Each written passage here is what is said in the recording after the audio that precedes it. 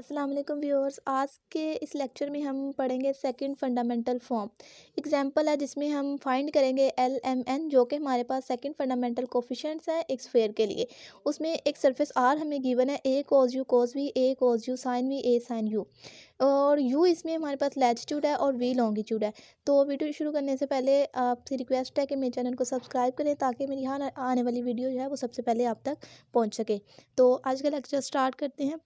आज जो हमारे पास सरफेस गिवन है उसके रिस्पेक्ट हमने second fundamental coefficients element find करने हैं।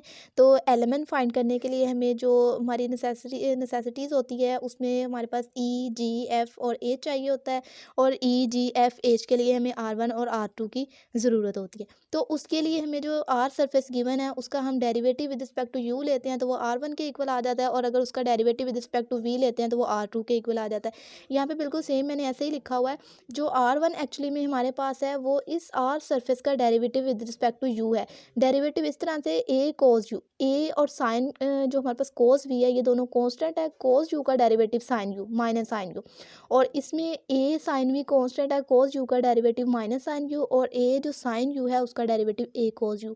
द सेम आर टू हमारे पास जो वो derivative with respect to v है, तो इसमें ये वाली टर्म कांस्टेंट हो जाएगी कोस वी का डेरिवेटिव माइनस साइन वी, और ये वाली टर्म यहाँ पे कांस्टेंट हो जाएगी साइन वी का डेरिवेटिव कोस वी, और ये जो हमारे पास ए साइन यू है ये सारी टर्म कांस्टेंट है तो इसका डेरिवेटिव जीरो आ जाएगा। अब आर वन और आर टू आ गया तो ई जी एफ और एच जो है वो फाइंड करना बिल्कुल हमारे लिए जो है वो आसान हो गया। तो ई एक्चुअली में हमारे पास होता है डॉट प्रोडक्ट आर वन और आर वन का आर वन के साथ डॉट प्रोडक्ट। तो जब आर वन का आर वन के साथ डॉट प्रोडक्ट लेते हैं तो उसका आंसर ए स्क्वायर आता है। ए स्क्वायर कैसे आता है, यहाँ पे ये हमारे पास जो आर वन है इसका जब हम इसी के साथ डॉट प्रोडक्ट लेते हैं तो मतलब हमने इसका इसी के साथ इसको इसके साथ मल्टीप्लाई करना है, इसको इसी के साथ और इसको इसी के दरमियान में हमने एडिशन लगा देनी है। तो ये a square sin square u cos square v हो जाएगा, plus a square sin square u sin square v, plus a square cos square u हो जाएगा। तो इन दोनों टर्म्स में हमारे पास जो है वो a square sin square u जो है वो कॉमन आ जाएगा। जब कॉमन निकालेंगे तो अंदर जो टर्म बचेगी वो cos square v plus sine square v बचेगी जो कि वन के इक्वल है। तो जो बाकी हमारे पास आंसर बच जाएगा वो a square sin square you और plus a square cos square you. तो इनमें से भी अगर हम ए स्क्वायर कॉमन निकालते हैं तो बाकी जो बचेगा वो sign square u plus cos square you, वो भी वन के इक्वल हो गया तो आंसर जो है वो ए स्क्वायर आ जाएगा। बिल्कुल सेम अगर हम जी फाइंड करते हैं, यहाँ पे जी हमारे पास एक्चुअली में डॉट प्रोडक्ट होता है आर टू का आर टू के साथ। जब आर टू का आर टू के साथ हम डॉट प्रोडक्ट लेते हैं तो हमारे पास आंसर आता है a square cos square u. अब a square cos square u answer इसका कैसे आया, यहाँ से जब हम इसका इसी के साथ डॉट प्रोडक्ट लेंगे तो वो a square cos square u sin square v आएगा, माइनस माइनस प्लस हो जाएगा, और plus a square cos square u cos square v आएगा। इन दोनों टर्म्स में हमारे पास a square cos square u जो है वो कॉमन होएगा, उसको हम कॉमन निकालेंगे तो बाकी टर्म बचेगी sine square v plus cos square v जो कि वन के इक्वल हो जाएगा। तो आंसर आ जाएगा ए स्क्वायर कोस स्क्वायर यू।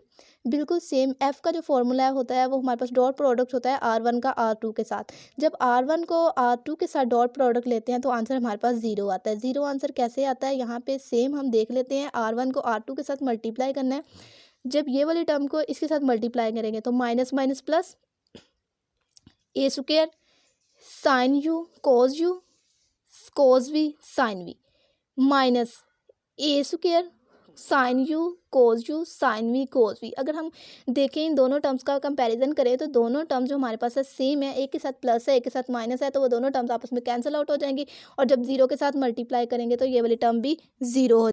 तो एच एफ का जो हमारे पास आंसर है वो क्या आ जाएगा, जीरो। अब एच का सिंपल एक हमारे पास फॉर्मूला है अंडर रूट ई जी माइनस एफ स्क्र। अगर हम ई जी को मल्टीप्लाई करके उसमें से एफ स्क्र को माइनस करके अंडर रूट लेते हैं तो वो एच की वैल्यू आ जाती है। अब यहाँ पे हमारे पास ई की वैल्यू ए स्क्र है, जी की वैल्यू ए स्क्र कोस स्क्र यू, इन दोनों को मल्टीप्लाई करते हैं तो ए की पावर 4 कोस स्क्र यू आ जाता है, माइनस एफ करना है वो तो जीरो है तो इसका कोई इफेक्ट नहीं है। तो जब इसका हम अंडर रूट लेते हैं ए की पावर 4 थी वो स्क्र हो जाएगा, और कोस का स्क्र था वो कोस यू आ जाएगा। ये हमारे पास एच की वैल्यू आ गई। अब हमारे लिए जो एल एम और एन है वो फाइंड करना ईजी हो गया। अब एन का जो सिंपलेस्ट फॉर्मूला है हमारे पास वो है 1/h r one cross r two, मतलब कि एच एन जो है वो इक्वल होता है r one cross r two के, और एच इधर आके डिवाइड हो जाता है r one cross r two के। यहाँ पे जो आर वन और आर टू है उसका क्रॉस प्रोडक्ट लेना है। क्रॉस प्रोडक्ट लेने के एक दो मेथड हैं, एक तो यहाँ से मैं सीधा सीधा कर दूँ, दूसरा इसको डिटर्मिनेंट की फॉर्म में कर ले। तो डिटर्मिनेंट की फॉर्म में भी इसको कर सकते हैं। यहाँ पे मैंने इसको डायरेक्ट लिख दिया। डायरेक्ट कैसे लिखा है, सबसे पहले हमारे पास जब अगर हम इसको डिटर्मिनेंट के हिसाब से ही देखें डायरेक्ट करने के लिए भी, तो ऊपर हमने आई जे के लिखा होता है और नीचे हमारे पास ये R1 की वैल्यू, ये R2 की। तो जब हम आई से एक्सपैंड करते हैं तो हमारे पास ये वाली जो होती है कॉलम और ये वाली जो रो है वो स्प्लिट हो जाती है और इनके जो डायगोनल एलिमेंट्स होते हैं वो आपस में मल्टीप्लाई होते हैं। तो जब डायगोनल एलिमेंट्स को मल्टीप्लाई करते हैं, ज़ीरो के साथ मल्टीप्लाई होकर ज़ीरो हो जाता है और माइनस के साथ जब इसने मल्टीप्लाई होना है तो minus A square cos square you और कॉस वी आ जाएगा। ये हमारे पास आंसर आ गया। अब माइनस लगाते हैं जे के साथ, जब उसको मल्टीप्लाई करना हो तो दरमियान वाला कॉलम और ऊपर वाली जो रो है वो स्प्लिट होती है। ये ज़ीरो के साथ मल्टीप्लाई होकर ज़ीरो और माइनस के साथ जब इसको मल्टीप्लाई करेंगे तो ये माइनस और जो फॉर्मूले का माइनस है वो प्लस हो जाएंगे और जे वाला माइनस जो है वो साथ आ जाएगा और इसको इसके साथ मल्टीप्लाई करेंगे तो ए स्क्वेयर कोस स्क्वेयर यू और साइन वी, ये आंसर आ जाएगा। अब जब के साथ एक्सपैंड करेंगे तो ये हमारे पास जो थर्ड कॉलम है वो और जो फर्स्ट रो है वो स्प्लिट हो जाएगी। तो आंसर क्या आएगा, जब इसको हम इसके साथ मल्टीप्लाई करते हैं तो आंसर आता है माइनस ए स्क्वेयर और यहाँ पे साइन यू कोज यू और कोज वी, यहाँ पे कोस स्क्वेयर वी हो जाएगा और ये हमारे साथ वैसे ही आ जाएगा माइनस और ये माइनस माइनस प्लस हो जाएगा। ए स्क्वेयर आएगा, कोस यू आएगा, साइन यू आएगा और साइन स्क्वेयर वी आएगा। अब इन दोनों टर्म्स में हमारे पास जो कॉमन चीज़ आ रही है वो a square sin u cos u आ रहा है। अगर हम इसको कॉमन निकालते हैं तो बाकी जो टर्म है वो बच जाएगा, यहाँ से कोस स्क्वेयर वी और यहाँ से साइन स्क्वेयर वी। तो इन दोनों की एडिशन जो है वो 1 की इक्वल हो जाएगी तो आंसर आ जाएगा minus A square sin u cos you. तो यहाँ पे अगर हम इसको एच से डिवाइड करते हैं, एच की value A square cos you है, इसको भी ए स्क्वेयर कोस यू से डिवाइड करते हैं तो कोस यू कोस वी बचता है। जब इसको डिवाइड करते हैं तो कोस यू साइन वी बचता है और जब इसको डिवाइड करते हैं तो माइनस साइन यू बचता है। ये हमारे पास अगर इसमें से माइनस में कॉमन निकालूँ तो माइनस वाली जो टर्म है वो शो कर रही है कि जो हमारे पास नॉर्मल है वो directed inside to the sphere है। ये हमारे पास एन फाइंड हो गया। ये हमारे पास एन है जो कि सरफेस नॉर्मल है। अब हमें एल एम एन चाहिए। एल एम के जो फार्मूलाज है हमारे पास, सिंपली उसके लिए हमें एन वन भी चाहिए होता है और एन टू भी। तो सबसे पहले जो हमें एन जो हमारी वैल्यू आई है उससे एन वन और एन टू फाइंड करेंगे। एन वन और एन टू सिंपली ऐसे ऐसे ही जैसे हम आर से आर वन और आर टू फाइंड करते हैं। आर वन हमारे पास derivative with respect to u और r two derivative with respect to v, बिल्कुल सेम इसी तरह एन से एन वन और एन टू भी, n one derivative with respect to u और N to derivative with respect to v. तो n one की वैल्यू जो है हमारे पास आ जाएगी sin u cos v, sin u sign v और माइनस कोस यू, ये हमने with respect to u derivative ले लिया और N two with respect to v derivative लेने से cos u sign v minus cos u cos v और zero. अब सिंपली हमने फार्मूलाज लगाने हैं एल एम एंड एन के। एल का फार्मूला हमारे पास होता है minus n one dot r one.